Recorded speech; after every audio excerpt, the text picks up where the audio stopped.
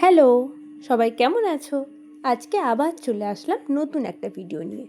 আমি কখনো hair spa বা ফেসিয়াল করিনি। তো এবার ভাবলাম সামনেই যেহেতু দিদির বিয়ে, একটু কিছু তো করা যেতেই পারে।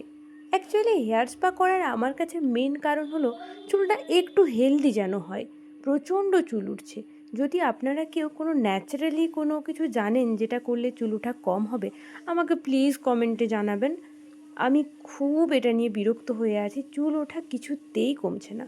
আমি শুনেছি হেয়ার স্পা করালে নাকি চুল ওঠা কমে যায়, সেই জন্য করিয়ে নিলাম।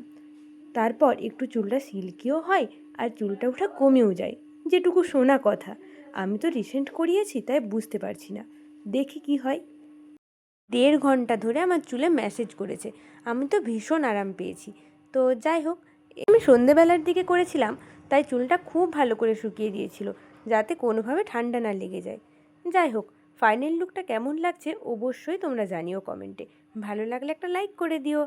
অবশেষে আমার লুকটা কেমন লাগছে প্রত্যেকে জানিও। ভালো লাগলে একটা লাইক করে দিও আর একটা কমেন্ট করে জানিও কীরকম হয়েছে। তো চলো, আজকের মতো টাটা। সামনে অনেক সুন্দর সুন্দর ভিডিও